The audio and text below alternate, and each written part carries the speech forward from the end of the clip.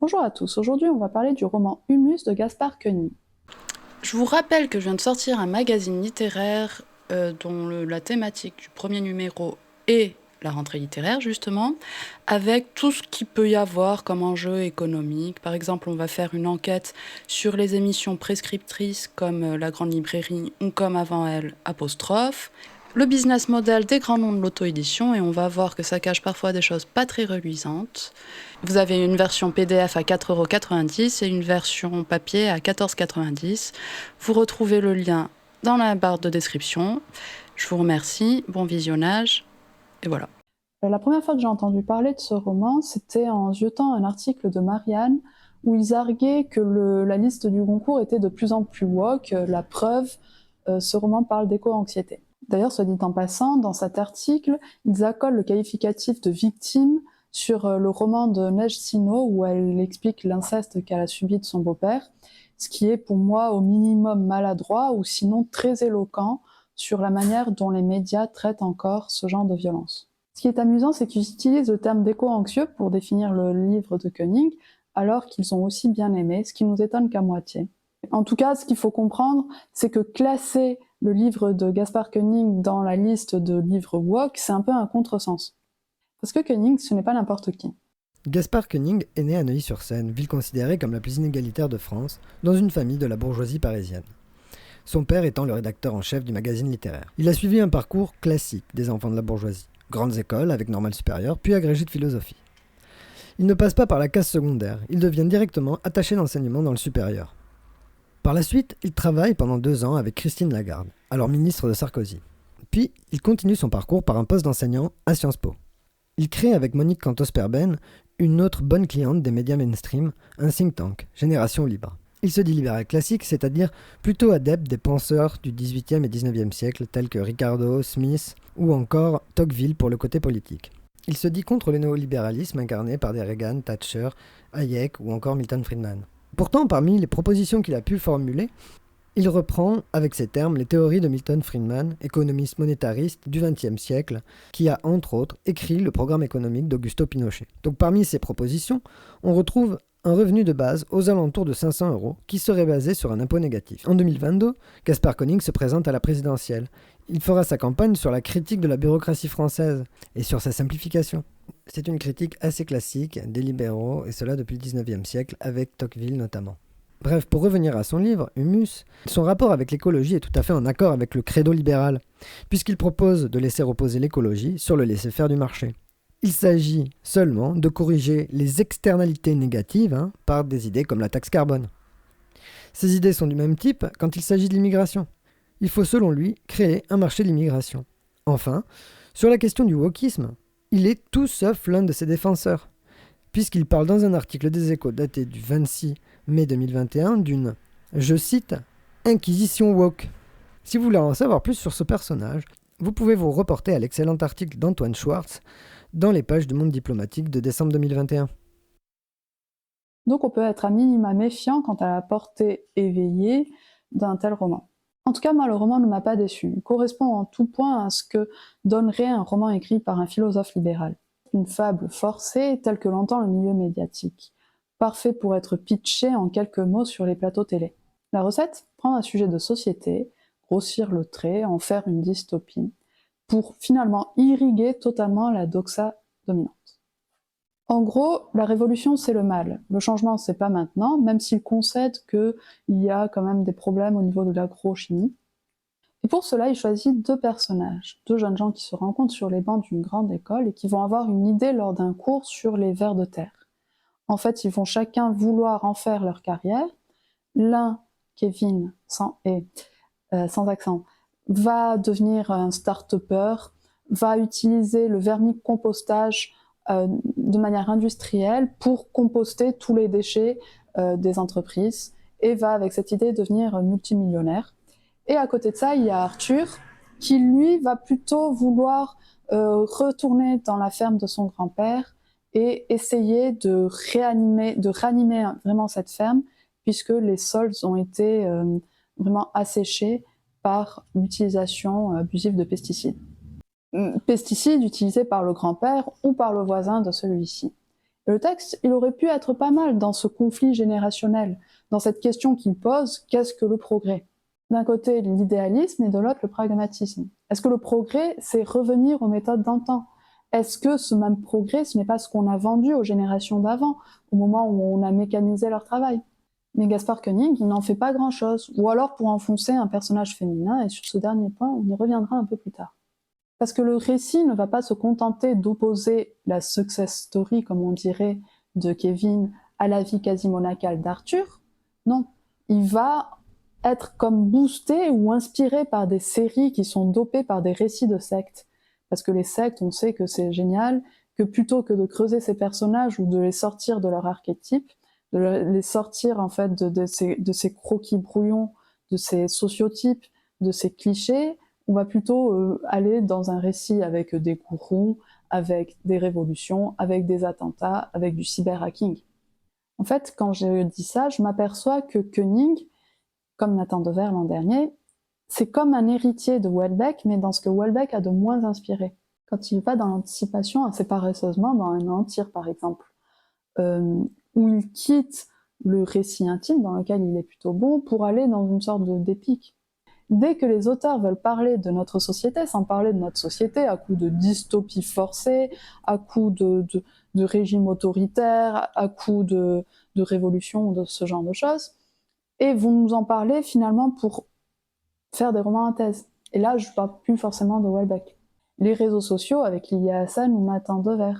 Ici, c'est la révolte des écolos.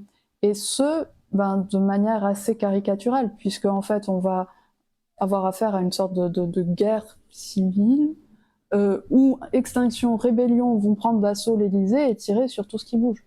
Ce qui va retirer toute crédibilité, voire toute bienveillance qu'on a pu ressentir pour ce roman. Parce que non seulement on a l'impression que l'auteur ruine tout le cadre qu'il a mis beaucoup de pages à installer, dans un geste qu'on a envie de qualifier de toute puissance infantile.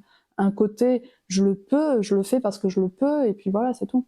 Je vais tuer tout le monde. Mais comme je le disais, le discours aussi est celui de la domination. Il prend même le temps à un moment de nous peindre un CRS criblé de balles à la manière du dormeur du Val de Rimbaud, dans une peinture assez naïve, assez suspendue, comme pour mettre vraiment en opposition la violence et l'aveuglement des protestants.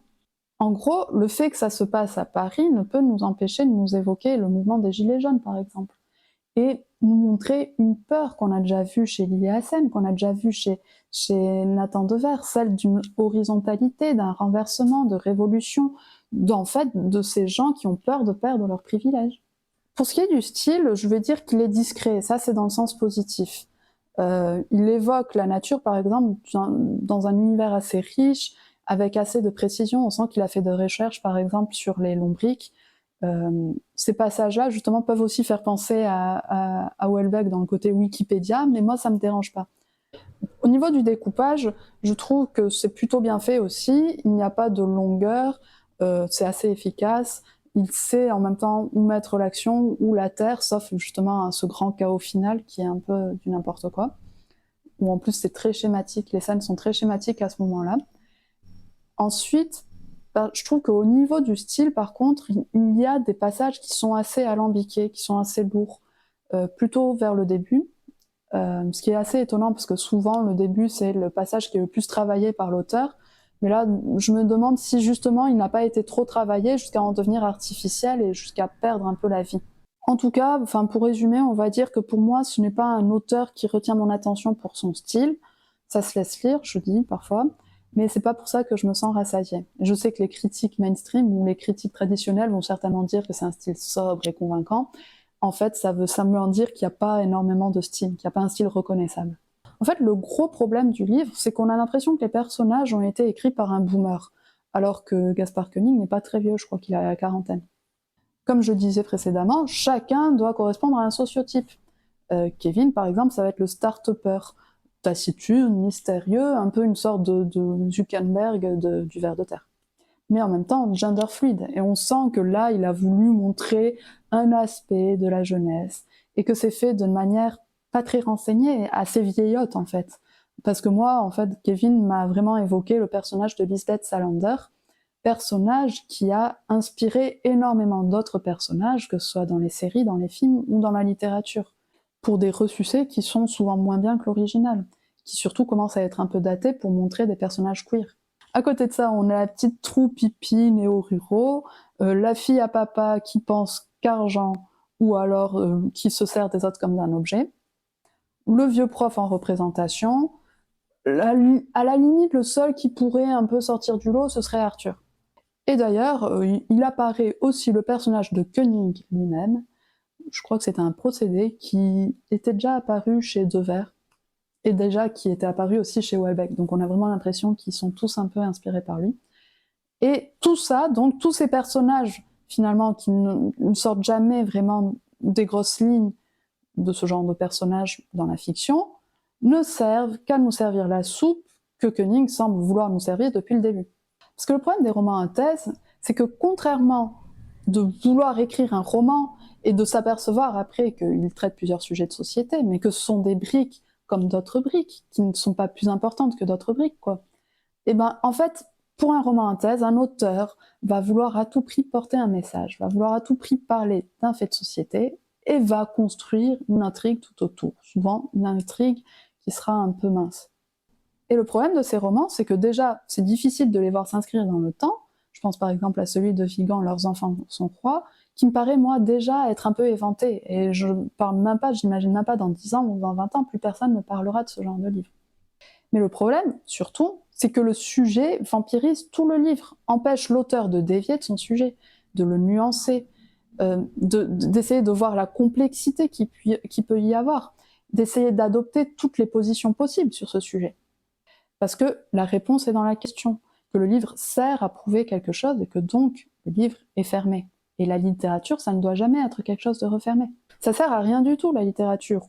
Au mieux à poser des questions et à montrer le nœud des réponses possibles. Et trop d'auteurs, et j'ai remarqué que c'était souvent des journalistes, n'en ont rien à faire de la littérature, veulent juste faire leur petit livre d'anticipation et ne veulent jamais essayer de montrer ce que c'est la littérature, le flou qui la constitue. Par des formations professionnelles, ils veulent des choses claires, des choses simples, des choses schématiques, des choses presque vulgarisées, des choses grossières.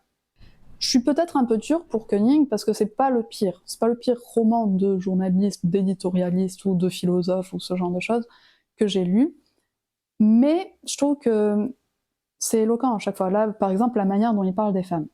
Aucune ne rattrape l'autre, elles sont soit vénales, soit carriéristes, soit totalement nunuches.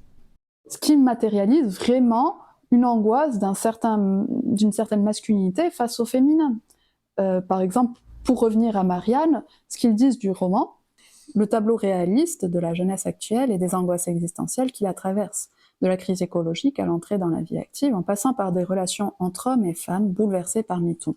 C'est un point de vue intéressant, mais nous on soulignera plutôt que le personnage de Philippine, qui accuse à tort Kevin de viol, nous laisse pantois. Comment en 2023 on peut encore écrire ce genre de personnage? Des nanas qui font une MeToo juste pour se tirer une affaire. Alors qu'on sait très bien que le nombre d'accusatrices qui mentent à tort, est extrêmement faible.